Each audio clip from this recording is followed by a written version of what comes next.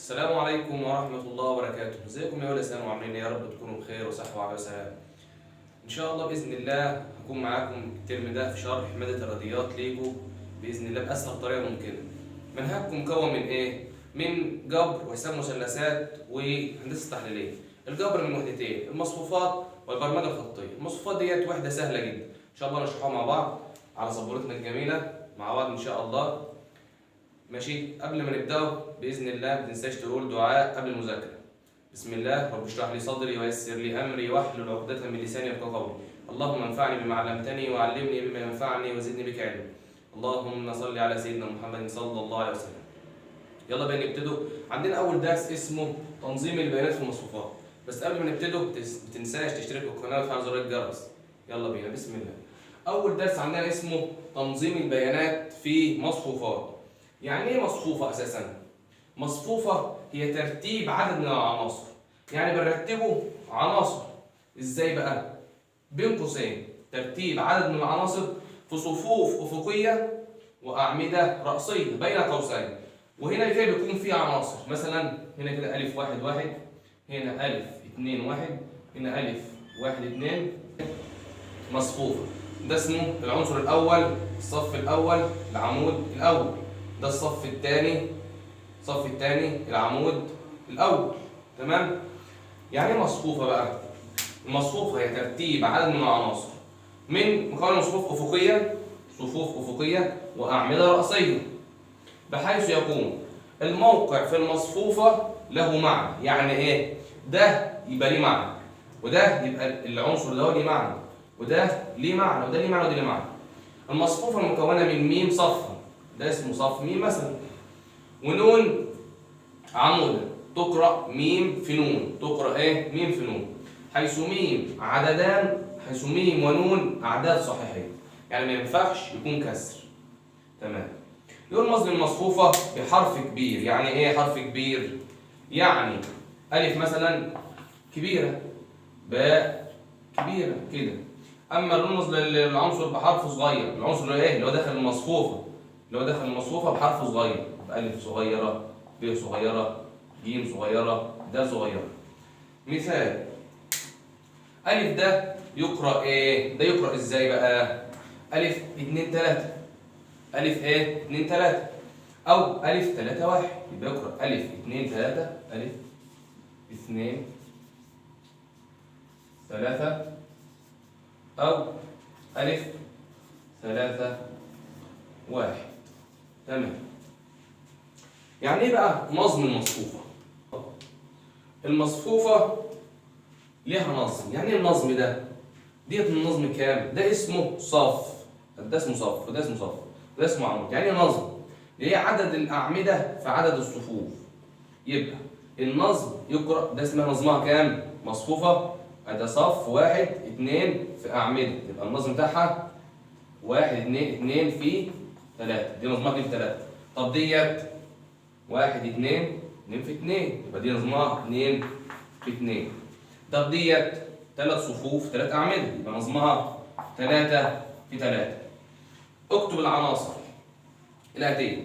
ألف اتنين اتنين، يعني إيه؟ ده اسمه، ده بتاع الصف الثاني، ده العمود الثاني. ألف ده مصفوفة ألف. الصف الثاني، العمود الثاني. فين الصف الثاني؟ هذا الصف الثاني. فين العمود الثاني؟ ده العمود الثاني. يبقى العدد كام؟ يبقى 6. تمام. باء 2 1، يعني ايه؟ الصف الثاني، العمود الاول. فين الصف الثاني؟ الصف الثاني، ده العمود الاول، يبقى كام؟ -1. ج 3 الصف الثالث، ده الصف الثالث، العمود ايه؟ الثاني. فين الصف الثالث؟ الصف الثالث، هذا واحد، الصف 2 3. العمود الثاني اللي هو بيبقى كام؟ 4. يبقى كده عرفنا النظم اللي هو يبقى كام؟ نظم عدد الصفوف 1 2، يبقى 2 في 3 دي عدد الأعمدة، هنا 2 في 2، هنا 1 2 3 1 2 3. وعرفنا ازاي نطلع العناصر. يبقى ألف 2 2، يعني الصف الثاني العمود الثاني. فين الصف الثاني؟ الصف الثاني العمود الثاني. ب الصف الثاني العمود الاول، يبقى كام؟ -1. ج جيم الصف الثالث. فين الصف الثالث؟ ده الصف الثالث، ده اسمه الصف الاول يا باشمهندس، ده صف الاول. ده الصف الثاني، ده الصف الثالث. الصف الثالث العمود الثاني يساوي كام؟ 4. يلا بقى ناخده، بقول لك مثال، ده مثال. اكتب جميع عناصر المصفوفتين. ألف صاد في عين. ألف بتساوي ألف صاد في عين. يعني إيه صاد في عين ديت؟ صاد كام عنصر؟ 1 2 3. يبقى ده اسمها عدد الصفوف. عدد الصفوف كام؟ 3 صفوف. وعدد الأعمدة 1 2 عمودين. اسمها عدد إيه؟ الأعمدة. يبقى دي على النصب كام؟ برافو عليك، 3 في 2. يلا بينا نعيدها. 3 في 2 3 صفوف وعمودين. يبقى ألف 1 1 ألف 1 2 ألف 2 1 ألف 2 2 ألف 3 1 ألف 3 2. برافو عليك يا باشمهندس. الثانية يلا مين اللي معايا؟ باء بتساوي باء صاد في عين. يعني صاد صفوف، يعني عين يعني أعمدة. كم صف؟ صف 1. كم عمود؟ 3. يبقى ده على النظم كام يا باشمهندس؟ برافو عليك، على النظم 1 في 3. يعني صف 1 و3 أعمدة. يعني هتبقى إزاي؟ باء 1 1 باء 1 2 باء 1 3. برافو عليك. يبقى دي اسمها إيه؟ إذا كده إزاي عرفت تكتب العناصر؟ يبقى عدد الصفوف وعدد الأعمدة. هناخده بقى بعض الخواص، بعض المواصفات الخاصة، وديت مهمة جدا. المواصفات دي أكتر أسئلة بتيجي عليها، فركز على المواصفات الخاصة دي. عندنا أول مصفوفة اسمها مصفوفة الإيه؟ مصفوفة الصف. يعني إيه مصفوفة الصف؟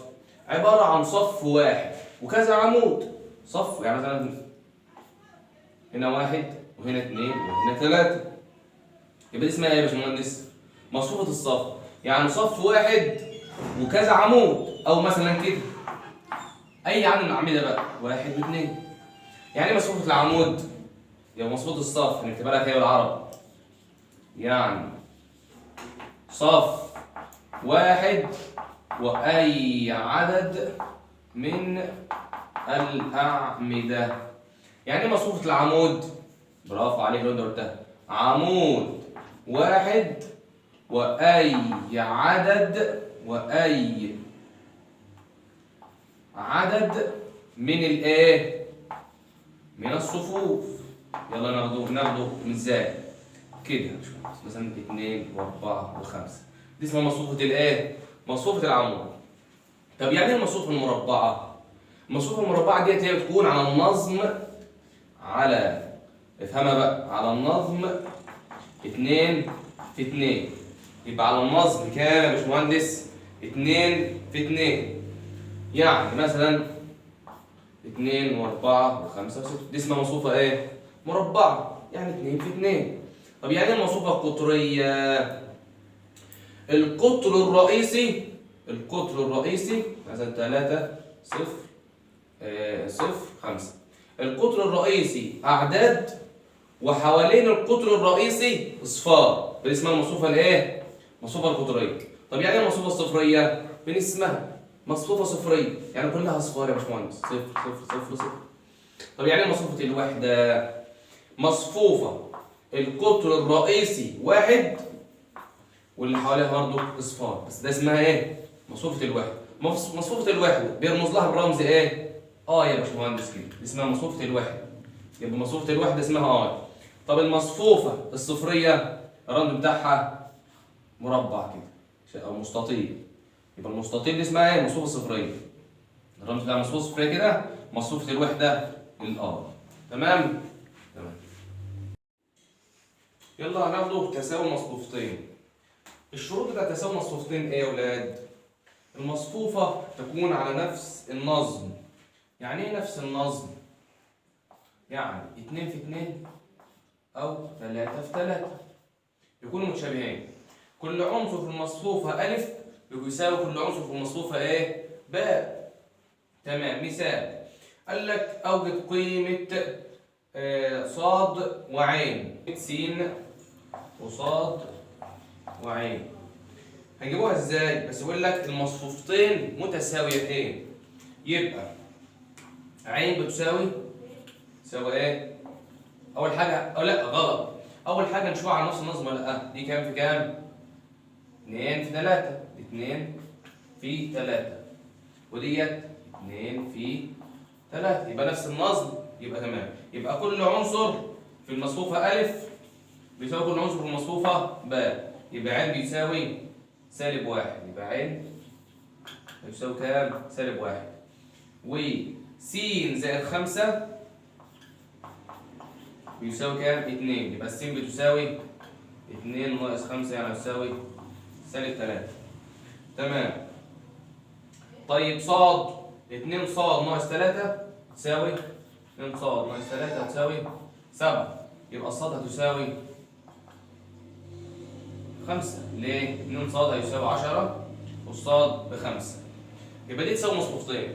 يبقى لازم يبقى على نفس النظم، وكل عنصر من العناصر المصفوفة أ يساوي كل عنصر من العناصر المصفوفة إيه؟ ب. عندنا حاجة اسمها مدور المصفوفة. يعني إيه مدور المصفوفة ديت؟ بيرمزوا له بألف مد.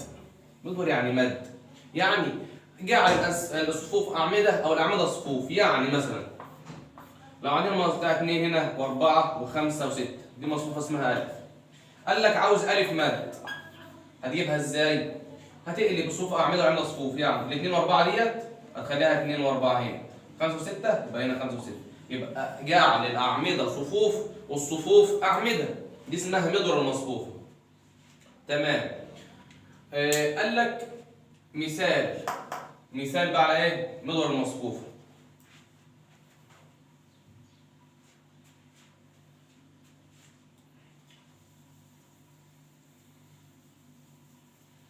قال لك زتا 30، حساب مثلثات بقى. زتا 30 وقا 30 وقا 30 وجا 30، هنا بقى مد دي مصفوفة ألف، اسمها مصفوفة ايه؟ ألف، دي مصفوفة باء. جذر 3 ونص صاد وجذر 3 س ونص، وكانت ألف بتساوي باء مد. يعني ايه باء مد ديت؟ برافو عليك، جعل الأعمدة صفوف والصفوف أعمدة. يلا بينا، هات لي باء مد هتساوي.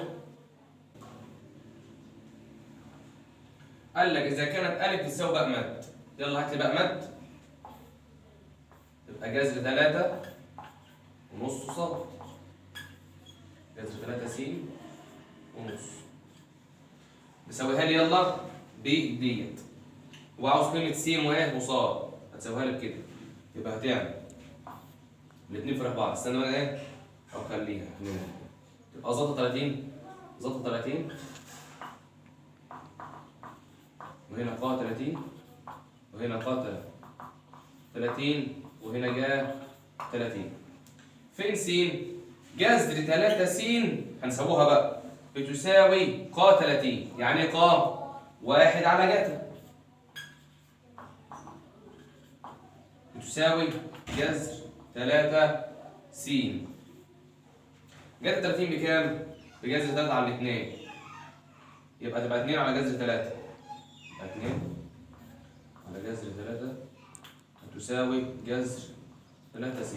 هنضرب هنا بجذر 3 أو هنضرب هنا في 1 على جذر 3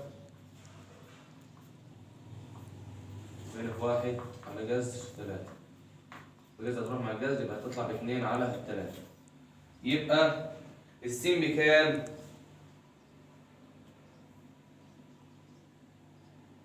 ب2 على 3. طب صاد، نص صاد بيساوي ايه؟ قا 30. يعني ايه قا؟ 1 على جا. جا 30 بكام؟ رفع عليك بنص، قا هي 1 على جا 30. جا 30 بكام يا باشمهندس؟ بنص، يبقى 1 على نص بكام؟ ب2، يبقى نص صاد هيساوي 2، يعني الصاد هيساوي 4. يبقى عندنا مدور مصفوفة، يعني ألف مد جعل أعمدة صفوف صفوف أعمدة. مثال، اديك مثال أول، قال لك دي ألف المصفوفة ألف مصفوفة باء، قال لك بدك معلومه، اذا كانت الف بتساوي باء مد، يعني باء مد مد مصفوفه، يعني اعملها صفوف وصفوف اعمده، يعني قلبناها اهو، هنعملها لك بالازرق، استنى. جذر 3 ونص صاد خليتهم عمود اهو، جذر 3 س ونص خليتهم عمود. هسويهم ببعض، هو عاوز ايه؟ عاوز قيمه س وقيمه صاد. السين جذر 3 س بتساوي ق 30، القا يعني 1 على جذر، هتساويهم ببعض بقى شغل حساب مثلثات، يبقى جذر 30 ق 30 اللي هي بواحد على جذر 30، يعني هتساوي كام؟ 2 على جذر 3 بتساوي جذر 3 س. ماشي، هتشتغل مع بعض، تضرب بقى هنا في 1 على جذر 3 وهنا في 1 على جذر 3، هيطلع لك السين بكام في الاخر؟ ب 2 على 3. والصاد بكام؟ الصاد بنص صاد هتساوي قطع 30، قطع يعني القطع يعني 1 على جا. ماشي، يبقى نص صاد بتساوي قطع 1 على جا، 1 على جا 30 بكام؟ ب 2، يبقى نص صاد ب 2، تضرب هنا في 2 هنا في 2، يبقى الصاد بكام؟ الصاد ب 4. يبقى كده السين 2 على 3 والصاد ب 4. تمام؟ عندنا ملاحظة جميلة جدا، قال لك ألف مد، يعني مد الألف مد يدينا المصفوفة الأصلية، يعني ده اسمها باء مد. باء مد وكمان مد يديك إيه؟ باء، يعني مدور المصفوفة، مدور المصفوفة يديك المصفوفة الأصلية، مش ديت باء، جبنا باء إيه؟ مد. طب هات لي باء مد يعني دورها كمان مرة، هيديك إيه؟ هيديك باء المصفوفة الأصلية. دي ملاحظة مهمة ممكن تجيلك في سؤال، يقول لك ألف مد، المد هتدينا المصفوفة الأصلية. تمام؟